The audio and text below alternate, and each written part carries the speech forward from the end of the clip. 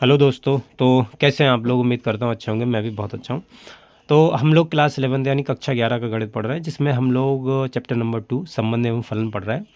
इससे पहले वाली क्लास में हमने संबंध पूरा कंप्लीट कर लिया है। तो यदि आप लोगों ने नहीं देखा तो आप पहले आप उससे ज़रूर देखिएगा, क्योंकि मैंने आपको पिछली क्लास में बताया था कि हम पढ़ेंगे आज की क्लास में प्रतिचित्रण अथवा फलन। आपके सामने लिखा हुआ है, इंग्लिश में से बोलते हैं मैपिंग और फंक्शन।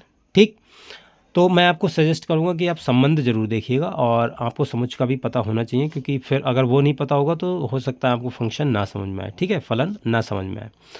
देखो, फलन आज हम पढ़ रहे हैं और फलन की परिभाषा बताने से पहले मैं आपको कुछ ये उदाहरण दे रहा हूँ, जिससे आपको परिभाषा समझने में बहुत मदद मिलेगी। ठीक, इसको समझना ध्यान से।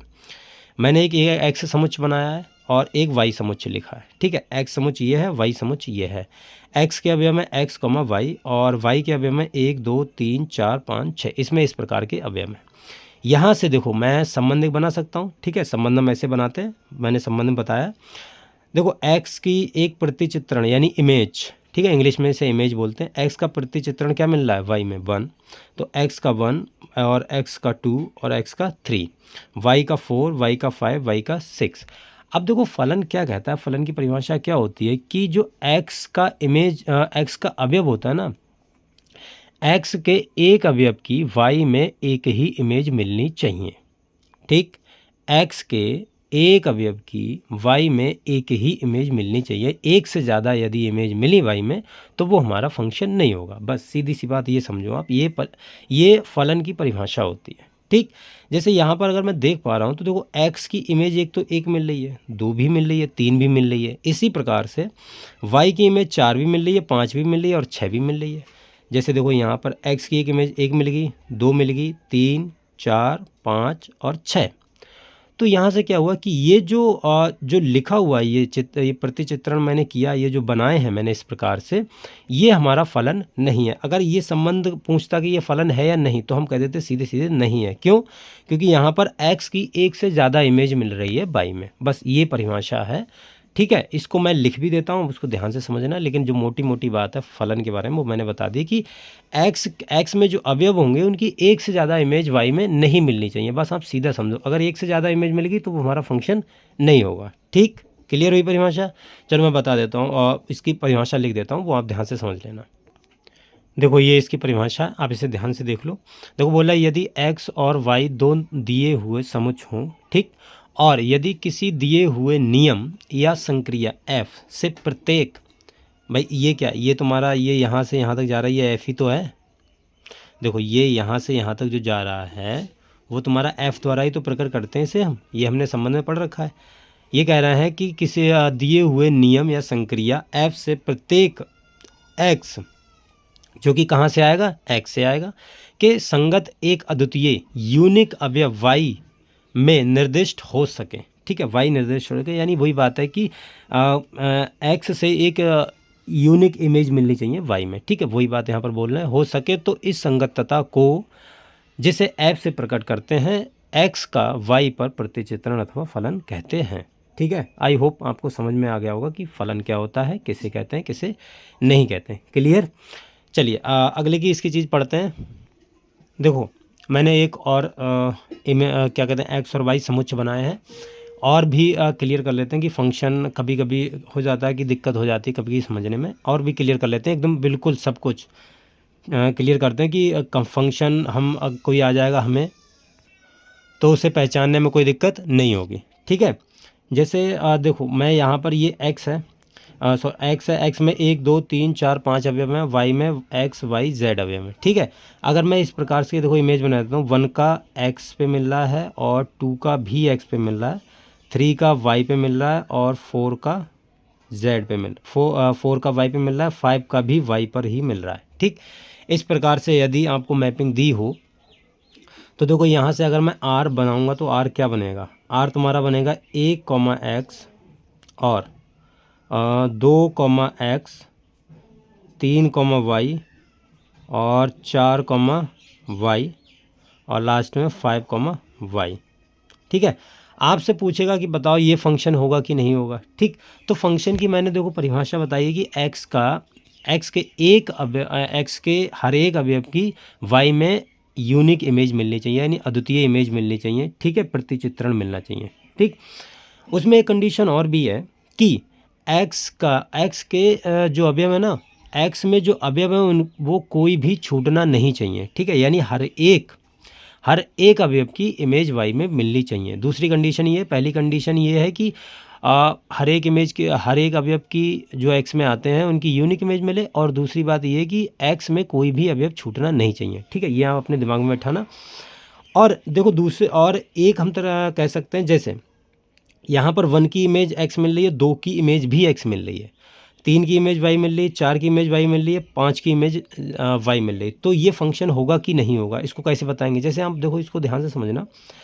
जैसे आपके पास में मान लो 2 व्यक्ति हैं, ठीक है, 2 आदमी हैं, एक ये है, एक ये है, ठीक है। ये आदमी तो बहुत ख़तरनाक बन गया कोई बात नहीं, आप समझ जाओ, बस मैं आपको समझाने के लिए बता रहा हूँ। ये हमारे पास में है, एक आदमी नहीं, बच्चा लग रहा है, चलो कोई बात नहीं। ये एक बच्चा है, और मान लो एक बच्चा और है, ये भी एक बच्चा है ये तो बहुत बुरा बच्चा बन गया भाई साहब, ये ऐसे बच्चे थोड़ी ना होते हैं, एक ख़तरनाक वाले बच्चे हैं, ठीक है। ये हमारे पास में 2 बच्चे हैं, लड़के हैं, कोई भी मान लो आप, आपकी जो मर्जी हो। देखो आप एक चीज़ समझो जो मैं बताना चाह रहा हूँ।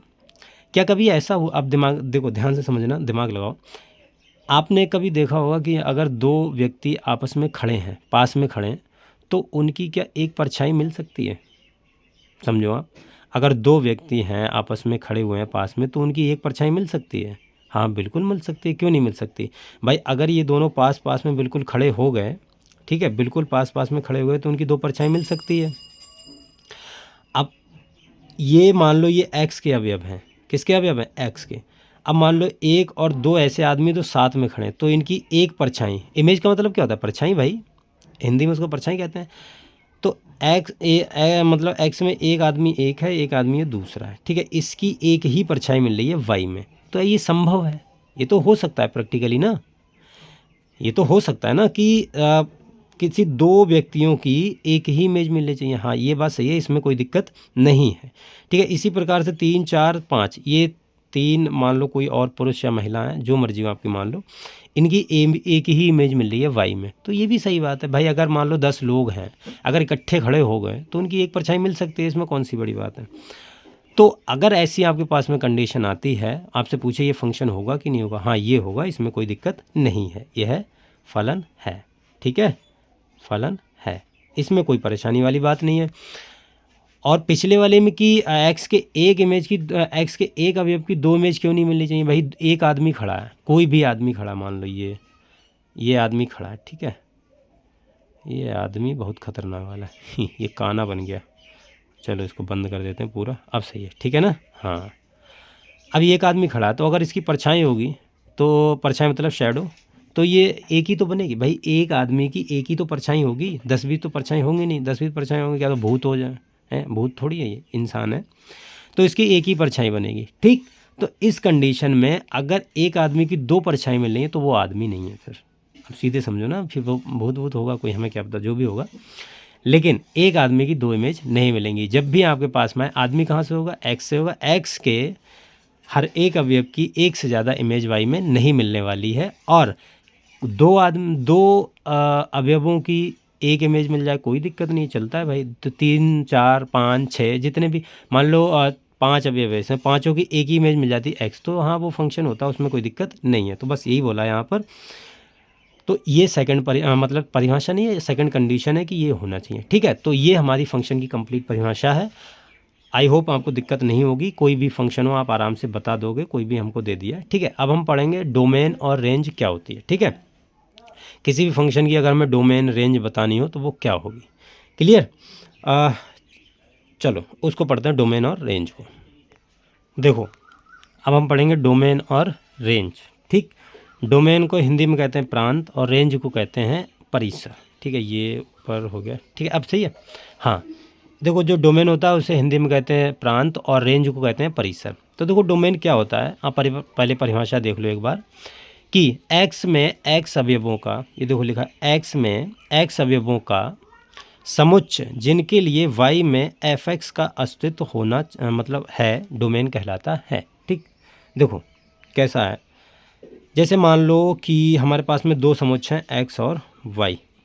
ठीक, x में मान लो अवयव हैं 1 2 3 और y में मान लो अवयव हैं x y z और w भी मान लो a भी हैं। ठीक है, और ले लेते हैं, ज़्यादा ले लेते हैं, खुश कर देते हैं, भाई तुम्हारे पास ज़्यादा है, तुम खुश रहो अपनी ज़िंदगी में। ठीक है, हम कम में काम चला लेंगे अपना। अब देखो यहाँ से एक संबंध परिभाषित किया मैंने, मान लो r इस प्रकार ये परिभाषित किया कि 1 का इमेज मिल रहा है x और 1 का इमेज और 2 का इमेज मिल रहा है y और 3 का इमेज मिल रहा है z। ठीक, और 3 का इमेज मिल रहा है w।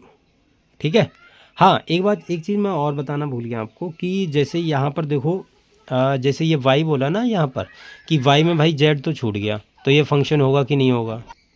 कहीं आपके दिमाग में सवाल हो कि भाई y में तो z छूट गया तो ये फंक्शन होगा कि नहीं होगा। तो इससे देखो कोई मतलब है नहीं, y में अवयव छूटे ना छूटे हमें कोई फ़र्क नहीं पड़ता। ठीक है, लेकिन x में नहीं छूटना चाहिए कोई सा भी अवयव। ठीक, तो इससे कन्फ्यूज मत होना। खैर हम वापस अपनी बात पे आते हैं। जैसे हमारे पास में मान लो ये है x ये है y है, मैंने इस प्रकार से संबंध परिभाषित किया। अब आपसे पूछे कि ये फंक्शन है, पहले आप तो चेक करना ना कि फंक्शन है कि नहीं। भाई फंक्शन होगा, फलन होगा, तभी तो उसकी डोमेन और रेंज के बारे में बात करोगे। अगर फंक्शन ही नहीं होगा तो फिर क्या बात करोगे। ठीक है, ठीक, देखो यहाँ पर x की इमेज मिल रही है 1 की इमेज मिल रही है x, 2 की इमेज मिल रही है y, 3 की इमेज मिल रही है z और 3 की इमेज मिल रही है w। ठीक, तो देखो यहाँ पर 3 की इमेज w भी मिल रही है और z भी मिल रही है, w भी मिल रही है, तो उससे कोई दिक्कत नहीं है, y के अवयव में। तो देखो डोमेन क्या होता है, अगर आपको परिभाषा नहीं समझ में आई हो तो डोमेन ये होता है जो r परिभाषित किया ना हमने, संबंध परिभाषित किया, उसमें जो पहला अवयव उठाओ ये वाला, ये जो होता है वो तुम्हारा डोमेन कहलाता है। क्लियर। और मैं आपको सिंपल बता दूं कि जो x होता है ना, डोमेन का मतलब होता है x के मान, बस बात ख़त्म। डोमेन का मतलब होता है x के मान। अब जो r में x के मान है जितने, ये है ये है ये है ये तुम्हारा डोमेन हो जाता है। तो यहाँ पर मैं अगर डोमेन का आपसे बोलूँगा निकालने के लिए तो डोमेन आप क्या बताओगे, ये होगा 1 2 3। ठीक है, ये तुम्हारा डोमेन हो गया, बात ख़त्म, सिंपल। अब 3 देखो एक से मतलब 2 बार है तो उसको 2 बार थोड़ा लिखेंगे साइड में, एक ही बार लिखेंगे, तो ये तुम्हारा डोमेन होगा। क्लियर, मेरे ख्याल से समझ में आ गया कि डोमेन क्या होता है। सिंपल आप समझ लो x के मान डोमेन कहलाते हैं, या आप समझ लो कि जो r हमने परिभाषित किया ना संबंध, इसमें जो x का मान होता है वो हमारा डोमेन होता है सारा का सारा। ठीक, अच्छा रेंज में, अगर रेंज की बात करूँ, रेंज क्या होता है, रेंज में आप ध्यान से समझना। देखो x के कितने, आप ये देखो कि x के कितने अवयवों की इमेज मिली है, जैसे 1 की x, 2 की y, 3 की z और 3 की z और 3 की w। ठीक, तो देखो जो रेंज होती है अगर वो हमसे निकालने के लिए बोलो तो मैं यही संबंध ले लेता हूँ। ठीक है, तो इस संबंध में जो आपको y की वैल्यू दे, ये y की जगह पे वैल्यू है, ये x है, ये x है, ये मतलब ये y है, ये z है, ये w है। ठीक है, y के स्थान पे है। तो जो इधर वाले मान होते हैं, आप सिंपल समझो, जो इधर वाले मान होते हैं वो हमारे सारे के सारे किस में आते हैं, रेंज में। ठीक, तो अगर मैं रेंज लिखना चाहूँ तो x y z w, ये तुम्हारी रेंज हो जाएगी। क्लियर, समझ में आई बात आपको। ये तुम्हारी रेंज हो गई, ये तुम्हारी डोमेन हो गई। सही है, देखो इसकी परिभाषा देख लो कि x में x के लिए y में fx के संगत अवयवों का समुच्चय रेंज कहलाता है। हाँ वही बात है कि इसके संगत कौन कौन से अवयव हैं भाई, एक के संगत x है, 2 के संगत y है, 3 के संगत z है, 3 के संगत w भी है, तो ये तुम्हारे रेंज में आ गए। क्लियर, तो ये होगी तुम्हारी डोमेन, ये होगी तुम्हारी रेंज। आई होप आपको समझ में आ गई होगी। अगली क्लास में हम डोमेन और रेंज के बारे में मतलब और भी सवाल करेंगे, और एक इसमें बचा है भी सह प्रांत। ठीक है, कोडोमेन, उसको भी हम देख लेंगे। बाकी आज के लिए इतना रखते हैं, मिलते हैं अगले वीडियो में, तब तक के लिए बाय।